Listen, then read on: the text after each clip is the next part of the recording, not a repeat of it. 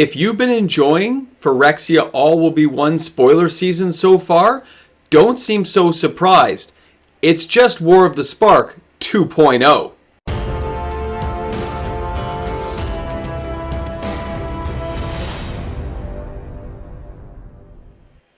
Did Wizards of the Coast really think the players wouldn't notice the similarities between these two sets? Welcome back, everyone.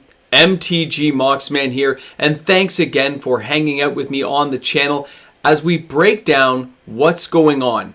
In 2019, with the release of War of the Spark, the storyline was that the antagonist, Nick Abolis, was trying to become a god again. He was basically trying to get back to his pre-mending level of power. He had trapped all the planeswalkers on Ravnica and was using the Immortal Sun to keep them there. He had brought a Dreadhorde army from Amonkhet to take over the whole place, wipe everyone out. It was an amazing storyline that was very well received by the players. A very different time in Magic before all the flash and the collector boxes, but a very, very well done story. Now, we also had tons of planeswalkers in that set. Very low level, very weak kind of planeswalkers that didn't mean too much to players as they used them, but it let you get a planeswalker in every pack with small little static abilities and things that could augment the creatures to make it a lot of fun. This, along with the storyline, really drove sales and was a great success to Wizards of the Coast. Now let's take a look at Phyrexia All Will Be One. Phyrexia All Will Be One is being released February 10th of 2023, about 4 years between War of the Spark and Phyrexia All Will Be One. The main antagonist of Phyrexia is going to be Elesh Norn, trying to spread the Phyrexian influence across the multiverse using planar portals to get themselves around, completing planeswalkers and wiping everyone out, and taking the planeswalkers' powers and turning it toward the goal of the Phyrexian influence. Now, just like when we looked at War of the Spark, you also had zombie gods taken from Amonkhet. And now we look ahead to the Phyrexian influence, and instead we have the Praetors, all basically being controlled by Elesh Norn. This story is so similar, it's like a 2.0, but the similarities don't stop there. Take a closer look at some of the cards that I'm about to show you. When Wizards of the Coast is looking at past successes, and they want to see what they did right and what the players enjoyed, they will look for cards that did very well or had a lot of enjoyment factor for players. Here's the Dreadhorde Invasion. It had a mass 1. You got to put counters on a token. It got really big. It gained lifelink. It had a secondary ability. It's 1 black and 1 generic, and it's an enchantment. It's a rare. Very nice. But now we go ahead and we take a look at Phyrexia All Will Be One. And again, you start to notice the similarities. Here's the Hive. 1 white, 1 other. It's a rare. It's an enchantment. At the beginning of your upkeep, you lose 1 life, and you create a 1/1 colorless Phyrexian Might that has Toxic. Look at the abilities of the cards. Look how similar they are. Look at the way Wizards designs them. You realize it looks almost like a repeat card, other than the amass creature keeps getting bigger and bigger, and the Might makes more 1/1 Mights with Toxic. But it still has the corrupted ability, just like the zombies had a second ability at the end, which is if it was power 6 or greater, it gained lifelink. These cards are basically copycats of one another. Now, Wizards of the Coast also tends to repeat itself. Here we have White Sun's Twilight. 2 white and X. Sorcery, it's a rare. You gain X life. Create X 1/1 colorless Phyrexian Might artifact creature tokens with Toxic 1. And this creature can't block. If X is 5 or more, destroy all other creatures. But now, we also have to take a look at Martial Coup. This card is from Conflux. It is 2 white and X. Put X 1/1 soldier creature tokens into play. If X is 5 or more, destroy all other creatures. Now, when you look at these two cards, the White Sun's Twilight is a very similar card to Martial Coup, but it's actually superior in many ways. The power creep on this is just a little bit, but it shows that Wizards is copycatting previous ideas to the point where they are so similar you will start seeing repeat cards like this in any successful deck in Commander. Why have one when I can have two or three? I think they also did one for Warhammer 40k if I'm not mistaken.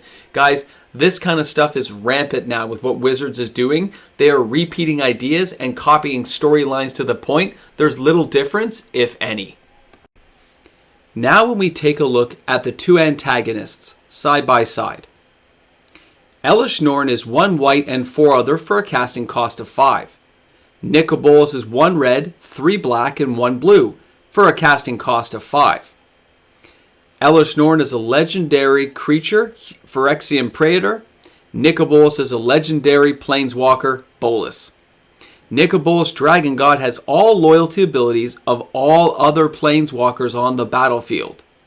Elesh Norn has vigilance, and if a permanent entering the battlefield causes a triggered ability of a permanent you control to trigger, that ability triggers an additional time. It's like it can copy an ability that's just been used. Like Nicol Bolas can copy abilities of other abilities of planeswalkers. Very similar. Now, Elesh Norn's second power. Permanents entering the battlefield don't cause abilities of permanents your opponents control to trigger. Very interesting. Nicol Bolas can destroy a target creature or planeswalker, and he can -8.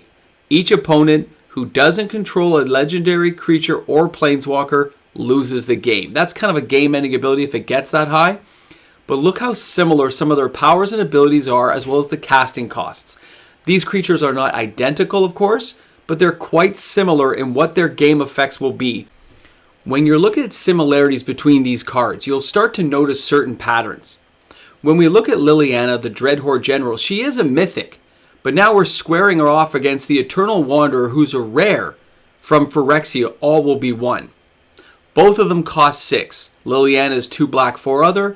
The Eternal Wanderer is 2 white, 4 other.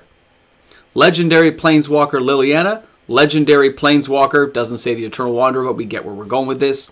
Liliana says whenever a creature you control dies, draw a card. The Eternal Wanderer has a static ability. No more than 1 creature can attack the Eternal Wanderer each combat. So they both have a static ability. +1 power is create a 2/2 black zombie creature token. The +1 power for Wanderer is exile up to 1 target artifact or creature.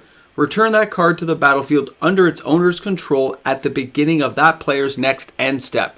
Very nice power to have for a rare. -4. Each player sacrifices 2 creatures. 0. Create a 2/2 samurai creature with double strike. -9.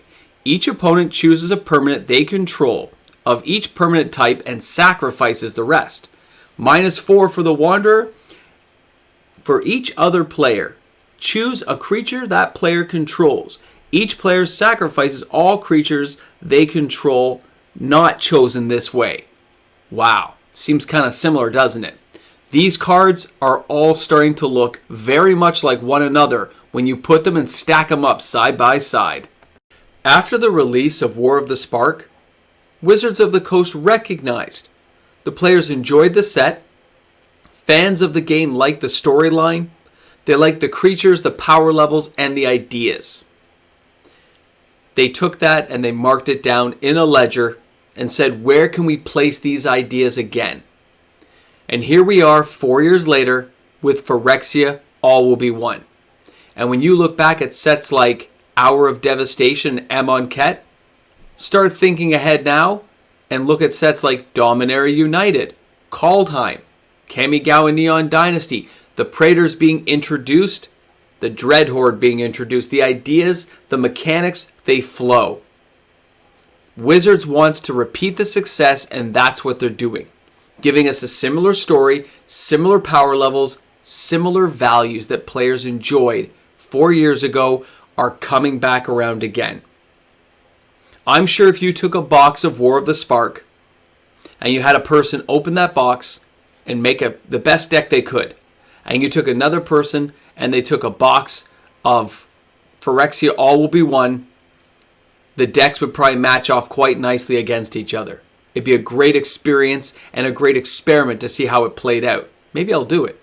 Anyway, thanks for being here. Thank you for hanging out on the channel with me today. And remember, if you enjoyed my content, please consider subscribing to my channel.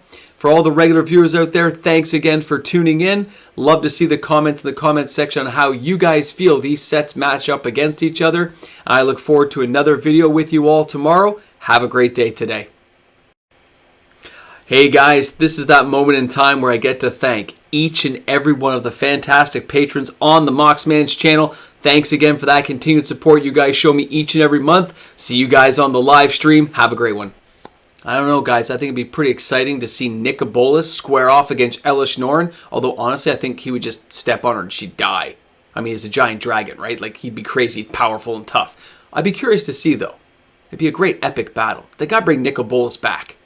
We'll see what happens with these Phyrexians in the storyline, but I bet you the zombie gods will match off against the Praetors very nicely, and those planeswalkers are all pretty close together. When you see the ones from War of the Spark, and you match them off against the guys here from Phyrexia, all will be one. Crazy stuff, guys. Anyway, thanks for hanging out. Let's put Nicobolas in the comments section because that guy deserves a return, and I'll see you guys all tomorrow. Thanks for hanging here at the end of the video.